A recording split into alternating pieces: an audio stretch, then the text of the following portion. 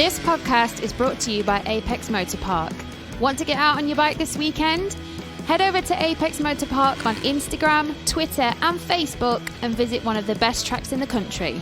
Private hire bookings now being taken.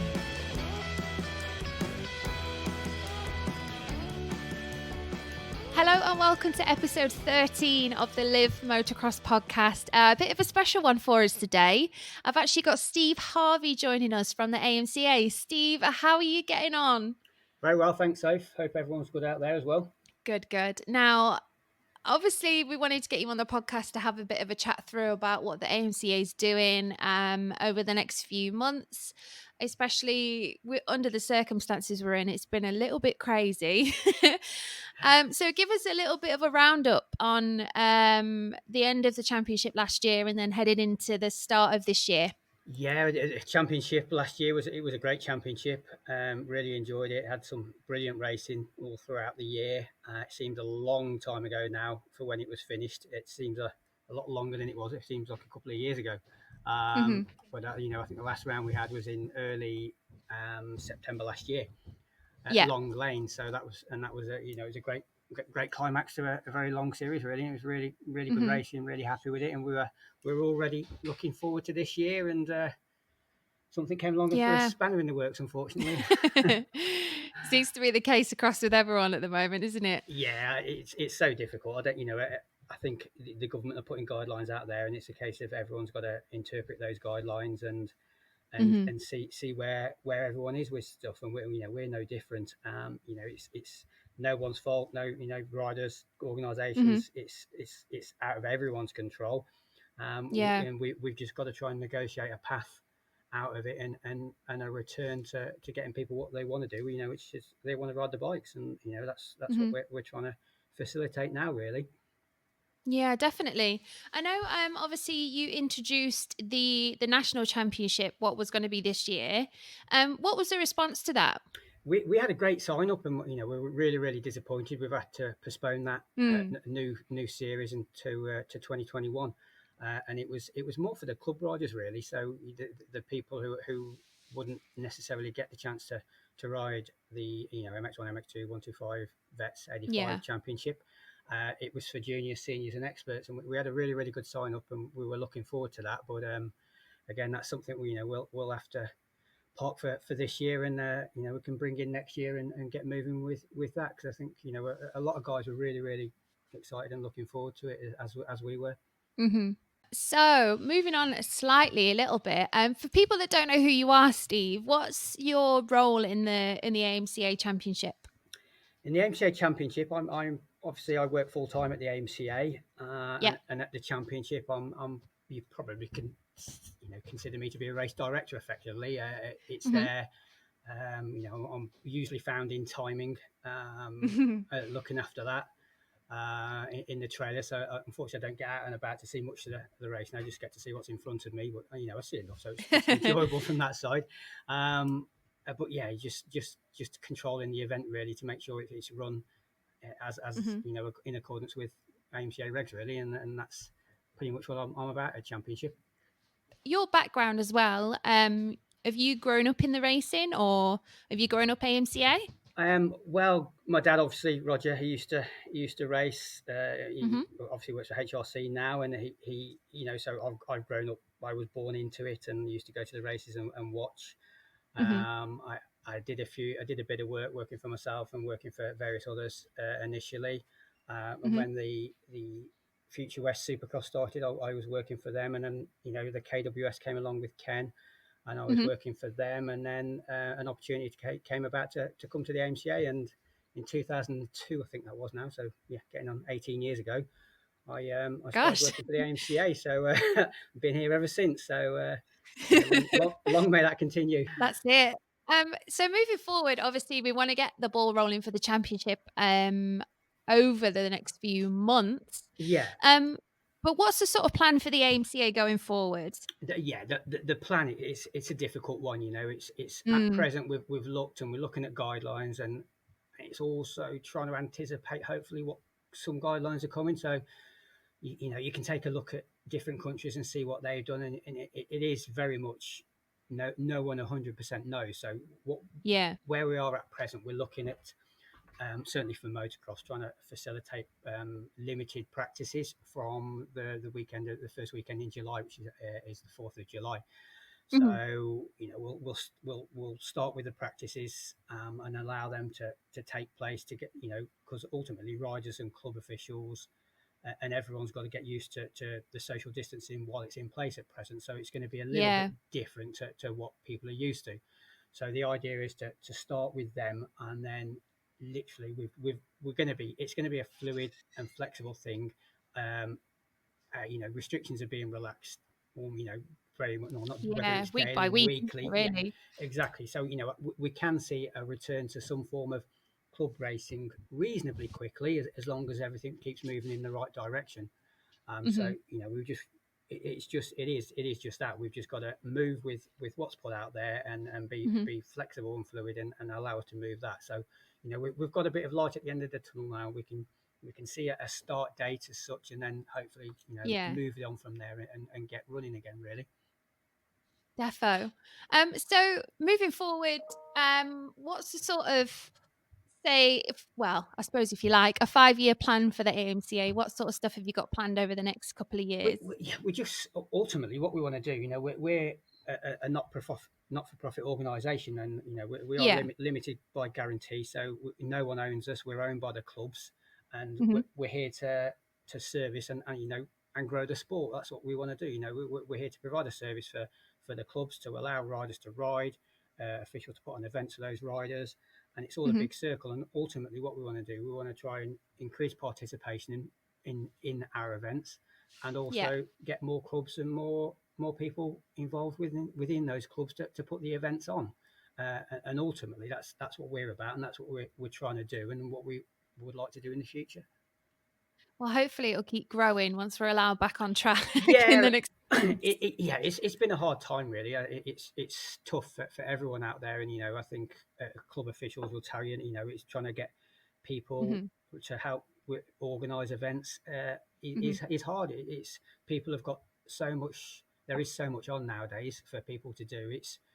Yeah. It's pinching that little bit of people's time to allow them to do that. And we have got some good officials, some young officials, some older officials, and it's good to have that mix. But it's people wanting to one officiate, and also but ultimately they want to ride, so Hmm. it's a bit of a juggling act really. Yeah, definitely. So obviously when we start back racing, or the practice day, should I say, how will it work? What sort of thing can people expect? It's going to be a limited number at first. What we're doing, we're going to restrict it to our license holders only, so that Yeah.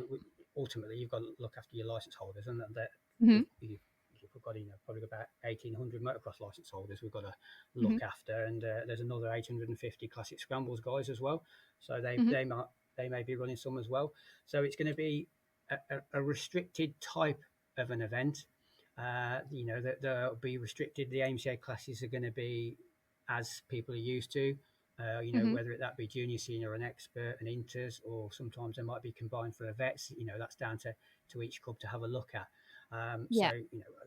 we're looking at it will be restricted numbers for first, but that will allow the paddocks to be managed well, allow the officials to gain confidence, because ultimately everyone's been in lockdown for 3 months, and Yeah, of course. it's Yeah. it's not just the riders coming out, it's the people who have putting themselves out there to run these events for the riders as well. So Hmm. it's a bit of a confidence building thing. Everyone's going to be a little bit rusty as well, whether that Hmm. be officials, riders, everything. So it's a case of, okay, Yeah. let's take some baby steps, get going nice and slowly, and then build up, and then can hopefully move up to events pretty quickly. Yeah, exactly. And also, any plans for obviously you have a beach race at the end of the year Yeah, at Skegness. Is that all in place to go ahead still, yeah, or? we still want it to, and we've got Weymouth as well. Mhm. We're in constant dialogue with certainly the people at Skegness, because obviously we run that Yeah. centrally. Hmm. We're very keen for it to run, as they are as well, and everything depends on the guidelines in place.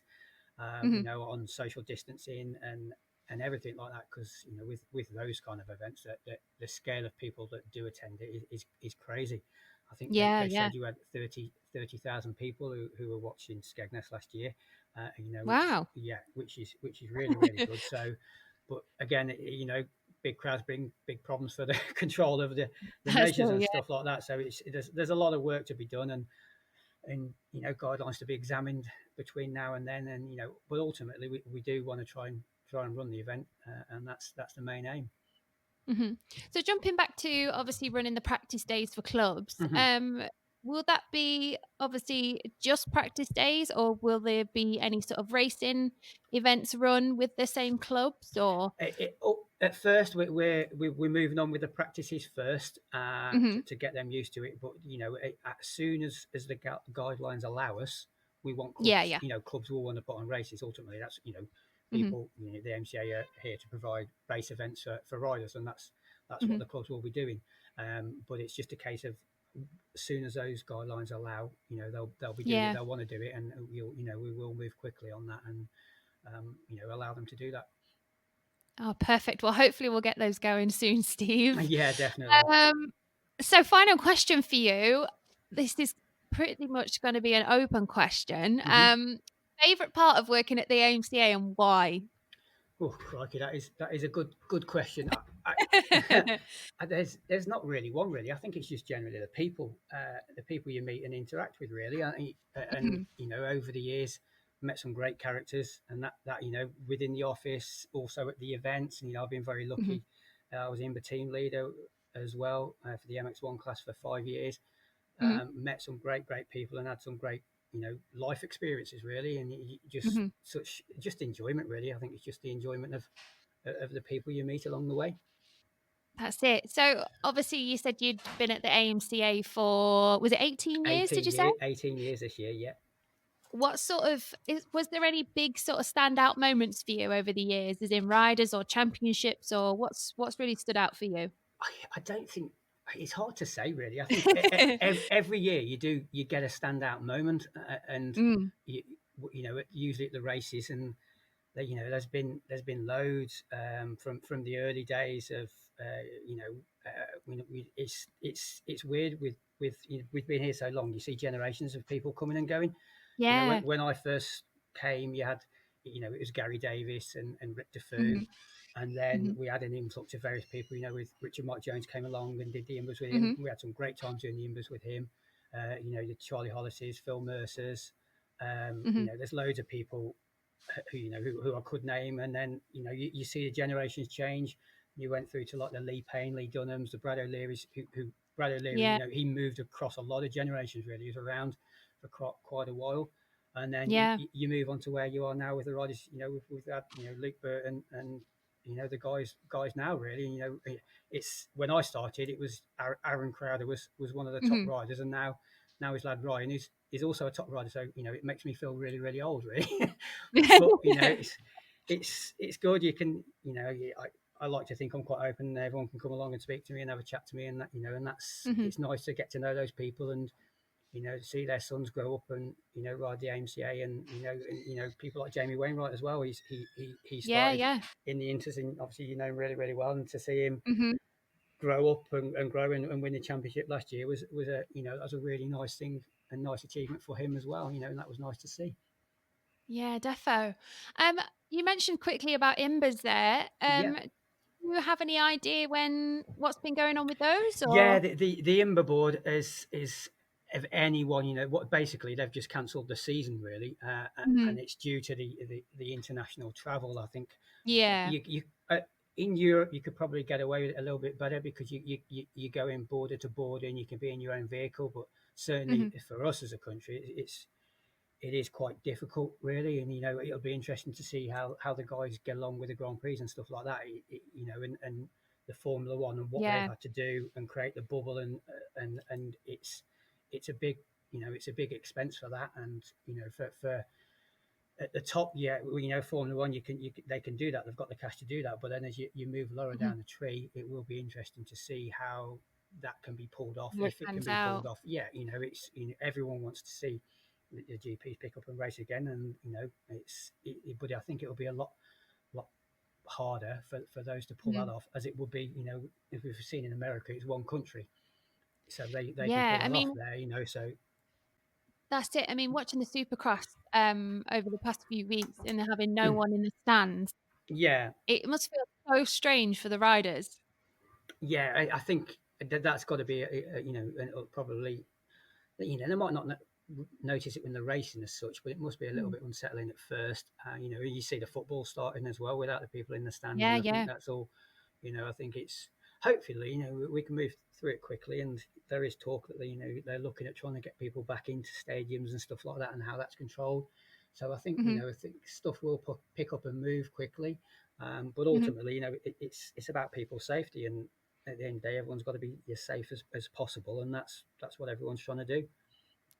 That's it. Well, hopefully we'll get the ball rolling soon. Yeah, definitely. I hope so too as well. So just a little bit more about the team then that works at the AMCA. Are the guys all ready to get back going? Yeah, literally, they're all keen, as all the riders and the officials are. I speak to them Hmm. regularly, a couple of times a week at least, and they're all keen for everything to get back to normal, so we can all get the ball rolling and get back out there and at the events. And it's been a tough period for everyone. We just really Mm. really want it to end and move safely out of this you know zone that we've been in, and hopefully get back to some sort of form of normality, really. Yeah, exactly. So obviously the AMCA went through a little bit of a rebrand and bits and bobs. The past, was it last year we did a bit of a Yeah, rebrand? we're forever trying to freshen it up, and keep things fresh and everything like that. So that's yeah, Mhm. if you don't do something, you're moving backwards, I think. So we have to try and do something to keep moving forward. This is true. Well, if you want to get in touch with any of the guys at the AMCA, head over to the AMCA Facebook page, Instagram, Twitter, and they can contact you on there. Yeah, Yeah, perfect. Yeah, we're on them all the time. perfect. Well, I think that'll probably round up today's podcast then, Steve. Thanks for taking time out of your busy schedule to come and have a chat with No, us. thanks for having me on. It was nice to have a chat. I know. We'll catch up probably over the next few months then once we get back racing. Yeah, definitely. Brilliant. Thanks for your time.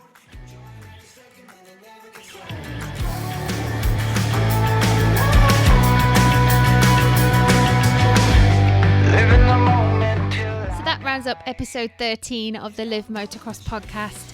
Make sure you head over to iTunes, Acast, YouTube, and also Spotify to subscribe to us. We'll be heading over to the Emerald Isle, I think, next week. So keep your eyes peeled for some Irish special episodes, I could say. See you next week.